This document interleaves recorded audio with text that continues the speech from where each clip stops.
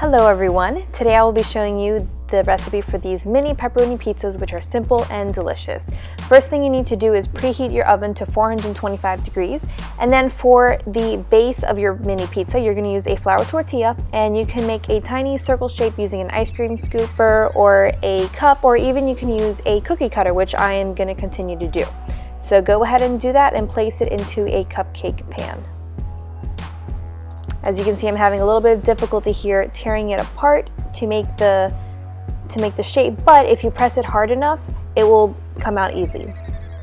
Next, you're going to take a sauce, and I'm using the Parmesan and Romano pasta sauce, and I'm putting a little bit into each little pizza pie, and then I'm going to stir it up so that the pasta sauce is distributed evenly throughout all of the pie.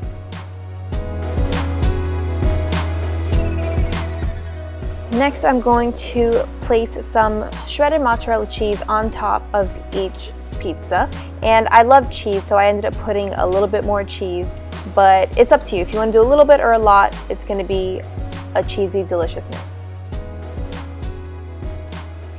Next, I'm going to place a few pepperonis into each little pizza, and I put or average like 3 to 4 pepperonis into each one, but it depends on you. If you want to do more, you can do more. If you want to do less, or if you don't want to put any at all, that's totally fine, just however you feel you want to do it.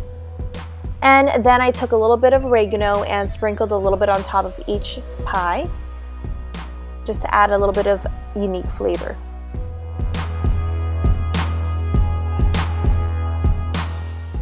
Then go ahead and place it into your oven, and you get to bake it. And look who decided to show up! So you're going to bake it for 10 to 11 minutes, just until it has a nice golden color.